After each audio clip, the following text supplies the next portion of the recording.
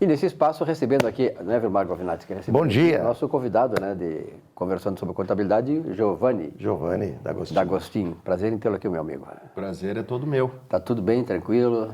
Tudo bem, na medida do possível. Como é que foi a semana aí, tá? Foi boa? Foi boa. Então tá bom, muito bom. Bom, foi boa a semana para ti também? Não foi das piores, poderia ter sido melhor. A gente sempre diz que não foi ruim, né, Giovanni? Mas poderia ter sido melhor. A gente explica, né? Porque nem sempre as pessoas sabem. Aqui eu estou no meio de dois colorados, né? Dois colorados da cepa, né? Então, de qualquer maneira, né, tirando fora o assunto do futebol aí, Internacional, e acho que vai dar agora na Copa do Brasil, Grêmio e Internacional, um Grenal, uma coisa inédita. Eu não me lembro de um clássico fora do eixo Rio-São Paulo decidir um campeonato, uma Copa tão importante que é uma Copa brasileira, né, de âmbito nacional.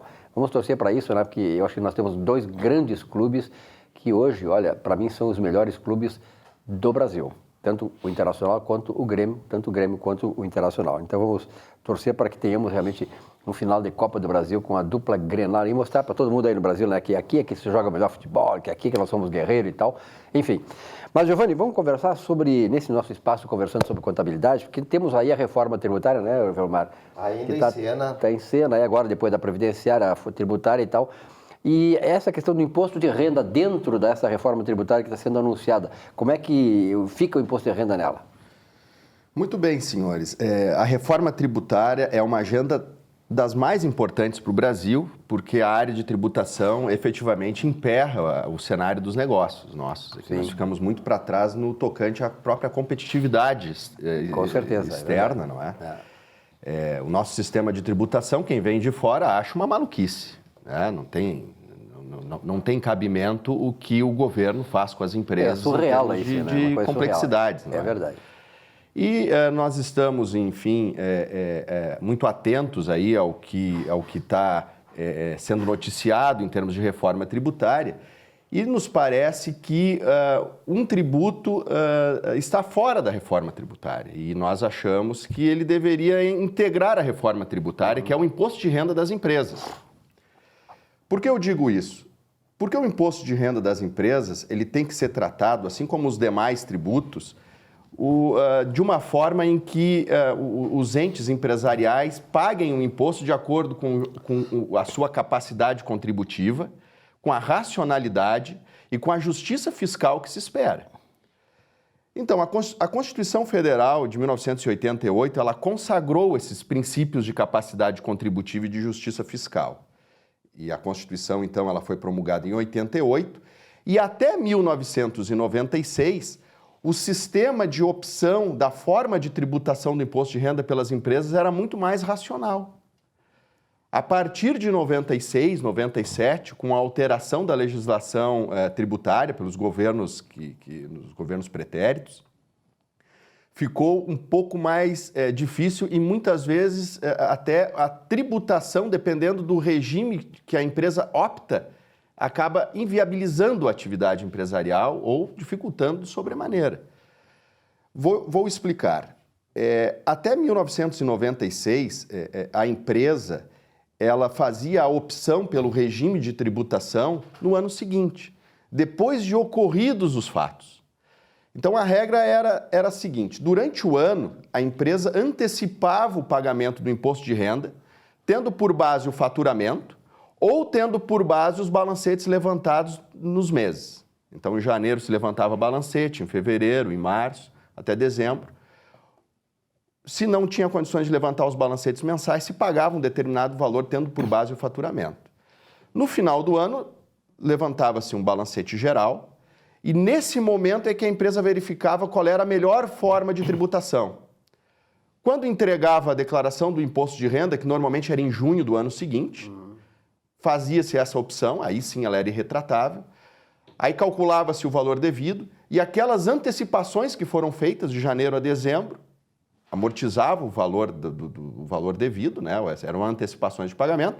Em havendo sobra de pagamentos, aquilo virava crédito para a empresa para compensar com o imposto de renda do ano subsequente. E em havendo falta de pagamento, então, nesse caso, pagava-se a diferença. Então, essa é uma forma que, a meu juízo, é uma forma racional, porque muitas vezes, nesse cenário de instabilidade, a empresa não tem como prever o que vai acontecer. O que aconteceu a partir de 96? Aconteceu que a empresa ela faz a opção pelo regime de tributação lucro presumido ou lucro real no primeiro pagamento no ano. E é irretratável, não tem mais como voltar atrás. Então, em muitos casos, inclusive, que acontece no nosso escritório, a empresa muitas vezes não sabe o que vai acontecer. Existem algumas perspectivas, mas nada de concreto. Tu antecipa receitas que nem sempre vão ser realizadas, não é isso? O que pode acontecer é tu fazer um pagamento do primeiro período de apuração do imposto de renda e aquela expectativa não se confirmar. Então, tu vai pagar, pode acabar acontecendo, tu pagar imposto de renda em quantia superior à tua capacidade contributiva.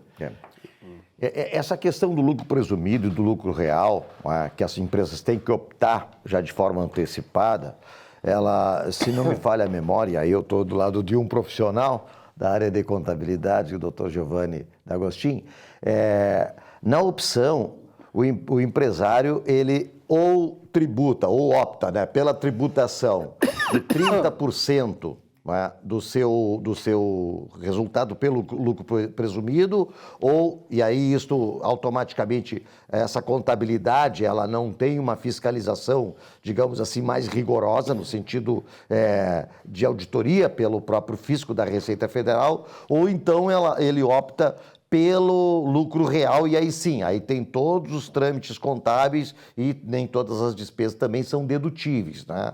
Nesse equilíbrio, ou tentativa de equilíbrio, assim, na opção antecipada do empregador, do empresário, né? Como é que ele consegue detectar melhor, qual é a bola de cristal, doutor Giovanni, que ele pode usar para saber se essa opção pela tributação sobre os 30%, se não me engano é isso, né? 30% do lucro presumido, 30% da receita como lucro presumido, né? Ou pelo lucro real. Qual é a bola de cristal que ele consegue? Porque depois tem a contribuição social sobre o lucro líquido também no final do balanço, né?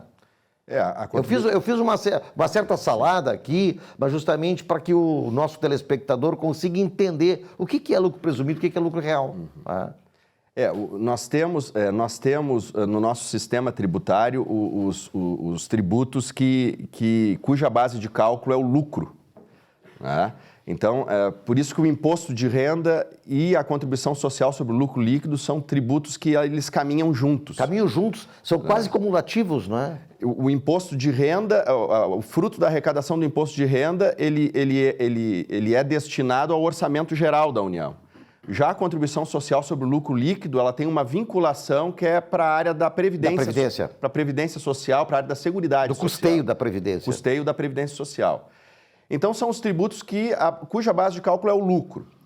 O lucro, o que é o lucro? O lucro é a subtração das receitas das empresas e dos custos e despesas. Então, o resultado, quando positivo, é lucro. Quando negativo, é prejuízo. Então, em tese, a empresa tendo prejuízo, a base de cálculo negativa não sofre tributação naquele período, né, de apuração.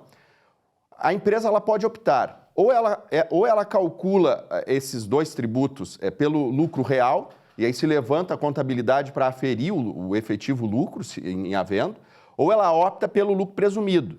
O que é o lucro presumido? O lucro presumido, o governo estabelece um percentual de lucro tendo por base a receita, independentemente da aferição contábil.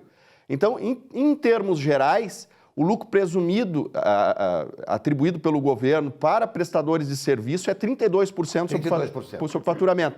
E para empresas industriais ou revendedoras de mercadorias é 8%. Mas como o senhor havia comentado antes, a questão, o empresário muitas vezes precisa ter uma bola de cristal, é que a opção pela forma de tributação ocorre no início do ano, quando na verdade teria que ocorrer depois, né? Depois de realizado o exercício. Depois de realizado o exercício, né? Então, exatamente, o que os empresários costumam fazer é trazer para os fins de análise os dados históricos dos anos anteriores e as projeções de negócio.